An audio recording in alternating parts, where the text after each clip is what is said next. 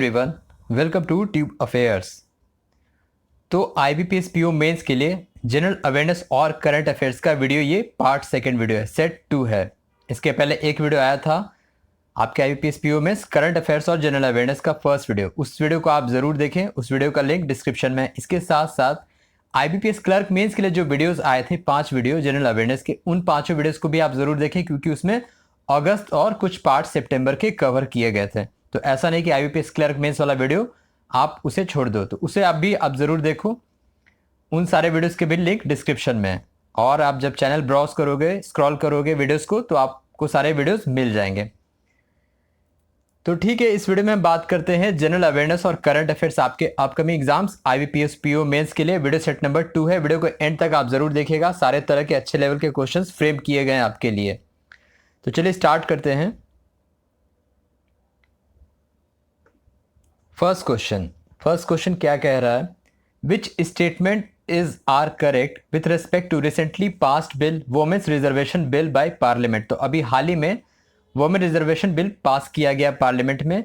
इसके अकॉर्डिंग कौन सा स्टेटमेंट सही है, ये सवाल पूछ रहा है। तो क्या सवाल है इसमें? स्टेटमेंट है, this is the first bill to be passed in the new parliament building.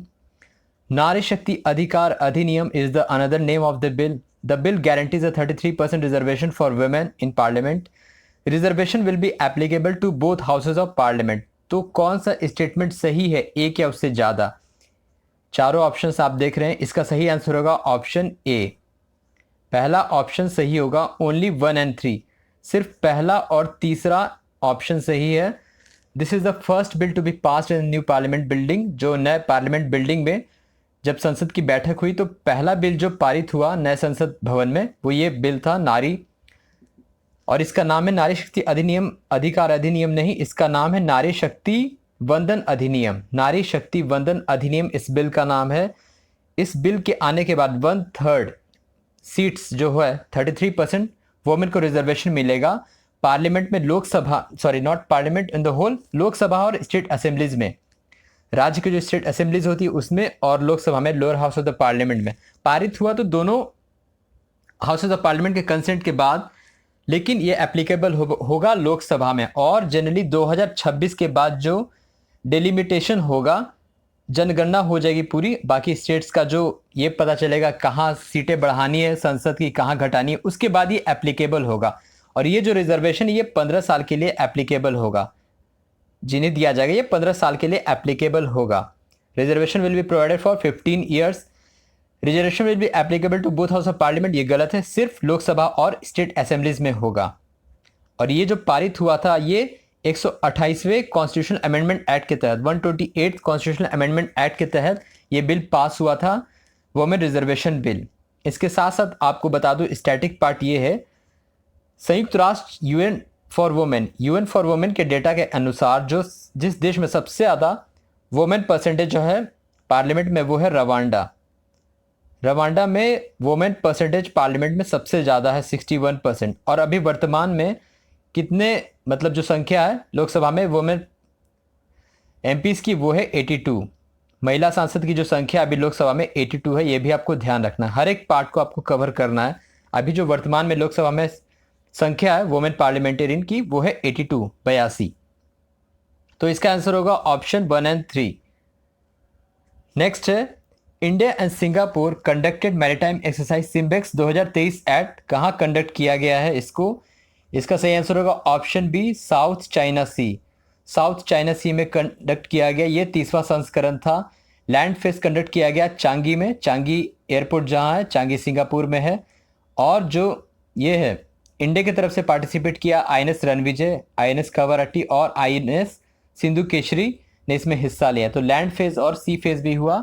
तो जो वाटर बॉडी में हुआ वो कहाँ हुआ? साउथ चाइना सी में। भारत और सिंगापुर का जो 30वां संस्करण था SIMBEX bilateral maritime exercise 2023। Next है, विच पब्लिक सेक्टर एंटरप्राइजेस और गवर्नमेंट ऑर्गेनाइजेशन रिसीव्ड राजभाषा कीर्ति पुरस्कार category A award for outstanding performance in implementation of official language.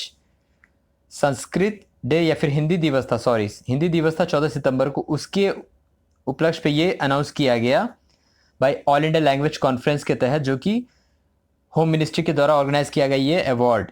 तो ये किसको दिया गया, कौन से पब्लिक सेक्टर अंडरटेकिंग को कैटेगरी ए में पुरस्कार दिया गया, राजभाषा कीर्ति पुरस्कार। इसका आंसर होगा ऑप्शन सी, गेल।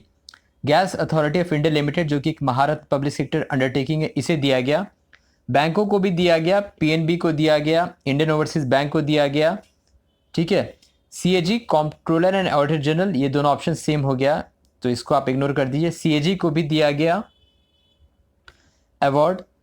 तो बस आपको याद रखना है कि जो ए कैटेगरी में दिया गया वो दिया गया गेल को, gas authority of India limited को।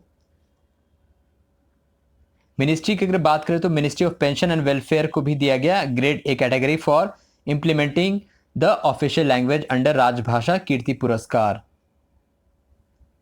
नेक्स्ट है Vishwanath Ghat of which state selected as best tourism village of India 2023। तो ये कहाँ है विश्वनाथ घाट, ये है असम में।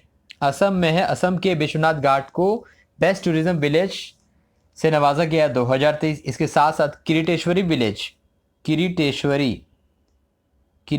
विलेज ये वेस्ट बंगाल में है, पश्चिम बंगाल में, इसे भी दिया गया best tourism village of India 2023। इसके साथ साथ Vishwanath Ghat of Assam and Kiriteswari village of West Bengal दोनों को दिया गया best tourism village of India 2023। Next है who won the India Grand Prix 2023 MotoGP Bharat हुआ था जो अभी हाल में भारत में बुद्धा इंटरनेशनल सर्किट नोएडा में। तो किसने इसको जीता इंडिया ग्रैंड प्रिक्स 2023 को, इसका आंसर होगा ऑप्शन बी, मार्को बेजेच्ची जो कि इटली के हैं मार्को बेजेच्ची। और ये किस टीम की तरफ से खेलते हैं, मूनी VR6 रेसिंग टीम की तरफ से इन्होंने खेला था और इन्होंने जीता इंडिया ग्रैंड प्रिक्स 2023 जो अभी भारत में हुआ था, मोटो जीपी भारत। ठीक है, सेकंड पे रहे थे जॉर्ज मार्टिन स्पेन के हैं और थर्ड पोजीशन पे रहते हैं फैबियो क्वारेंटेरो जो कि फ्रांस के हैं। इंडिया की तरफ से एकमात्र खिलाड़ी यासीन अहमद ने हिस्सा लिया था इसमें मोटर ग्रैंड प्रिक्स रेस में। और जो सर्किट लेंथ था वो कितना था, 4.96 किलोमीटर, लगभग 5 किलोमीटर का था ये रेसिंग सर्किट। तो इटली के मार्को बेजेच्ची जो कि जिनका टीम था VR6 racing, Mooney VR6 racing, इस टीम की तरफ से खेला इन्होंने, मार्को बेजेच्ची, इन्होंने जीता India Grand Prix 2023 MotoGP Bharat. Next under SBM Swachh Bharat mission Grameen phase 2 India achieved how much percentage of ODF open defecation free plus village milestone. ODF क्या होता है, खुले में शौच मुक्त।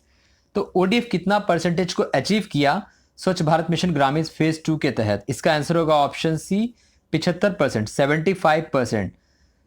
75% टारगेट अचीव किया है ओपन डिफिकेशन फ्री, मतलब कि खुले में शौच मुक्त गांव।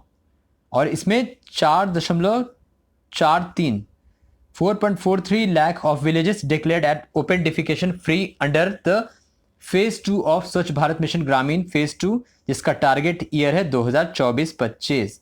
ठीक है, स्वच्छ भारत मिशन ग्रामीण फेज 2 का ये था रिपोर्ट जिसमें से 75% अचीव किया परसेंटेज ओपन डिफिकेशन फ्री, खुले में शौच मुक्त। इसके साथ साथ आपको बता दूं तो अभी जो 100% ODF फ्री है वो है अंडमान निकोबार है, दादरा नगर हवेली दमन एंड दीव है, उसके बाद जम्मू एंड कश्मीर है और सिक्किम है।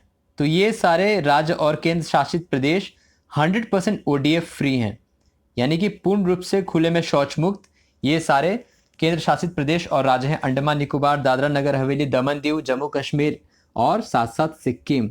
बात करें स्वच्छ भारत मिशन ग्रामीण तो किस मंत्रालय के अंडर आता है, जल शक्ति मंत्रालय। 2014 में इसकी शुरुआत हुई थी, 2014 में अंडर जल शक्ति मिनिस्ट्री ये आता है स्वच्छ भारत मिशन ग्रामीण। और जो स्वच्छ भारत मिशन अर्बन है ये महुआ के अंडर आता है, minister of housing urban affairs. ठीक है, ये भी आपको ध्यान रखना है। नेक्स्ट है what is the rank of Indian EFW economic freedom of world annual report index 2023, मतलब कि कौन से देश की जो इकोनॉमी सबसे बेस्ट, इकोनॉमिक फ्रीडम सबसे बेस्ट है, ये पूछ रहा है सवाल इंडेक्स। इसका आंसर होगा ऑप्शन डी, इंडिया की रैंकिंग रही 87।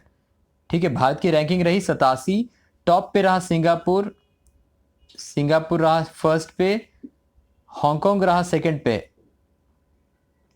तो 23 साल बाद हांगकांग को रिप्लेस करके सिंगापुर रहा शीर्ष पर, न्यूजीलैंड रहा थर्ड पे, सॉरी स्विट्जरलैंड रहा थर्ड पे,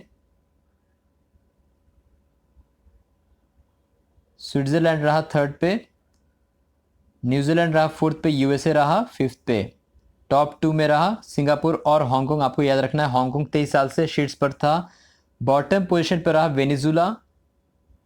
वेनेजुला 165 रैंकिंग पे। इंडिया की रैंकिंग आपको बता दी 87 है, और 5 कैटेगरीज मतलब 5 पैरामीटर्स पर ये देखा गया कि किस देश का इकोनॉमिक फ्रीडम सबसे अच्छा है। और ये रिपोर्ट रिलीज किया गया फ्रेजर इंस्टीट्यूट के द्वारा। फ्रेजर इंस्टीट्यूट जो कि कनाडा बेस्ड है, फ्रेजर इंस्टीट्यूट कनाडा बेस्ड ने ये रिपोर्ट को जारी किया।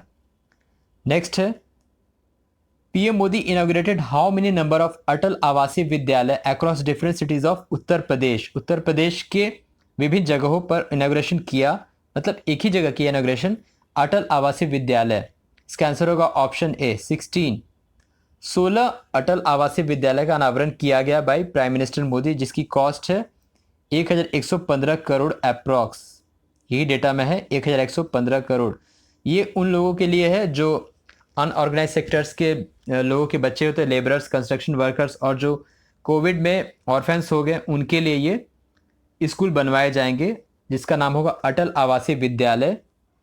और इसके साथ साथ वाराणसी में एक नए इंटरनेशनल क्रिकेट स्टेडियम का भी उद्घाटन किया गया। वाराणसी में, ये भी आपको याद रखना है, वाराणसी में एक नए क्रिकेट स्टेडियम का भी उद्घाटन किया गया। नेक्स्ट है, Indian railways rolled out its first orange coloured Vande Bharat express connecting from which to place. तो पहला ऑरेंज कलर्ड वंदे भारत जो ये किया, स्टार्ट हुआ किन दो जगहों के बीच। इसका आंसर होगा option C, Kasaragod to Thiruvananthapuram, Kerala के कसरगोड से तिरुवनंतपुरम तक। तो 24 सितंबर को प्राइम मिनिस्टर ने 9 वंदे भारत को फ्लैग ऑफ किया, जो कि अलग अलग शहरों को कनेक्ट करेगा। इसके साथ साथ अभी वर्तमान में टोटल 34 ऑपरेशनल जो कि हैं वंदे भारत अभी चल रहे हैं। 34 टोटल 34 वंदे भारत अभी चल रहे वर्तमान में। तो उस दिन 9 वंदे भारत को फ्लैग ऑफ किया गया था बाय प्राइम मिनिस्टर, और एकमात्र जो ऑरेंज कलर वंदे भारत है ये 2 जगहों को कनेक्ट करेगा, कसरगोड टू तिरुवनंतपुरम। नेक्स्ट है, which ministry launched Amazon future engineering programme. Amazon future engineering programme इसको लॉन्च किया गया, option D ministry of tribal affairs. Ministry of tribal affairs ने जारी किया है, सॉरी लॉन्च किया Amazon future engineering programme for 54 Eklavya model residential school, Eklavya model residential school EMRS across states of Andhra Pradesh, Gujarat, Madhya Pradesh, Orissa, Rajasthan और Telangana. 6 states के लिए, ठीक है, यह भी आपको याद रखना है। 6 राज्यों के लिए, आंध्र प्रदेश, तेलंगाना, गुजरात, मध्य प्रदेश, उड़ीसा और राजस्थान के 54 EMRS Eklavya model residential school के लिए ये जारी किया Amazon future engineering programme by ministry of tribal affairs. कौन है मंत्री? अर्जुन मुंडा। नेक्स्ट है, department of pharmaceuticals introduced the PRIP scheme, promotion of research innovation in pharma med technical tech with a budget outlay of, इसका budget outlay क्या है? इसका answer होगा option A 50,000 crore. तो minister of chemical and fertilizer जो कि मनसुख मांडव्य हैं, इन्होंने लॉन्च किया, इंट्रोड्यूस किया PRIP scheme, promotion of research innovation in pharma medtech, to promote research and development in pharmaceuticals, traditional medicine, ठीक है, और फार्मास्यूटिकल्स, मेडिकल डिवाइसेस, इन सब के लिए। तो इसका बजट आउटले है 50,000 करोड़। नेक्स्ट है, which international organisation and international institute of population science released India ageing report 2023। इसका आंसर होगा option B, UNFPA, United nation population fund, UNFPA जो कि न्यूयॉर्क बेस्ड है। इसने जारी किया है कि जो भारत में वृद्धों की संख्या होगी, अभी वर्तमान में है इंडिया में 10%। इंडिया में जो ओल्ड एज पर्सन है वो 10% है। 2036 तक ये बढ़ के 15% हो जाएगा, 2050 तक 20.8% हो जाएगा। तो ये New York based UNFPA, United nation population fund, ये संस्था ने जारी किया India ageing report 2023 senior citizens के लिए। नेक्स्ट है, government introduce new set of national award in science and technology innovation, जिसका नाम है Vigyan Ratna award. It will be given in how many domain categories, कितने डोमेन कैटेगरीज में ये दिया जाएगा? इसका आंसर होगा ऑप्शन डी 13th। और ये जो है आरवीपी राष्ट्रीय विज्ञान पुरस्कार 13 कैटेगरी में दिया जाएगा। बहुत सारे कैटेगरी हैं, biology, physics, chemistry, mathematics, computer science, agriculture science, statistics, इस तरीके से अलग अलग कैटेगरी में 13 कैटेगरी में दिया जाएगा। इसके 4 मेन इसके श्रेणी रहेंगे: विज्ञान रत्न, विज्ञान श्री, विज्ञान शांति स्वरूप भटनागर, विज्ञान टीम अवार्ड।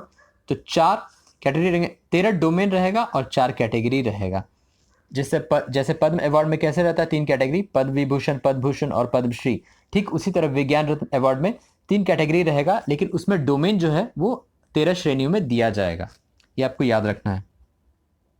नेक्स्ट है, to promote gender equality and equal opportunities, ministry of education launched CRIIO for good, CRIIO for good initiative with 3 organisation, 3 संस्थाओं के साथ मिलकर लॉन्च किया है, which is not among them. तो ये है CRIIO for good, CRIIO for good initiative launch किया शिक्षा मंत्रालय ने 3 संस्थाओं के साथ मिलके, 3 जो स्पोर्ट्स बॉडी और संस्था है उसके साथ मिलके। ये सवाल पूछ रहा कौन सा उनमें से नहीं है, इसका आंसर होगा ऑप्शन ए, ये नहीं है। बाकी इस तीनों के साथ मिलके जारी किया, BCCI हो गया, ICC हो गया और यूनिसेफ हो गया। और ये इनिशिएटिव है जो कि स्पोर्ट्स में जेंडर इक्वालिटी और ये करने के लिए, इनइक्वालिटी ख़त्म करने के लिए, इक्वल अपॉर्चुनिटीज़ बढ़ाने के लिए इसको जारी किया, CRIIO फॉर गुड इनिशिएटिव।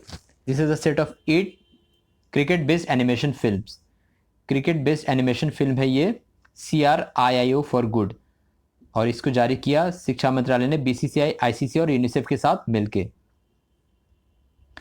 अब कुछ वन लाइनर्स देख लेते हैं, ये भी इंपॉर्टेंट है। Which state launched instant birth registration for newborn at government health facilities, Uttar Pradesh ने जारी किया है, लॉन्च किया है। जो न्यू बॉर्न होंगे उनके रजिस्ट्रेशन के लिए, बर्थ रजिस्ट्रेशन के लिए। अगला है, India's first lighthouse festival for lighthouse tourist destination held in which place, Panjim, Goa में। लाइट हाउस टावर जो होता है टूरिस्टों के लिए, उसके लिए। तीसरा है, Tata Motors delivered India's first hydrogen fuel cell electric buses to which company, IOCL को डिलीवर किया, इंडियन ऑयल कॉर्पोरेशन लिमिटेड को।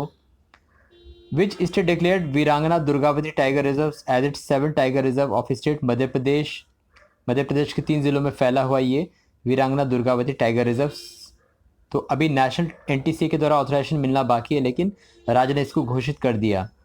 19th एडिशन ऑफ युद्ध अभ्यास India USA conducted in Alaska.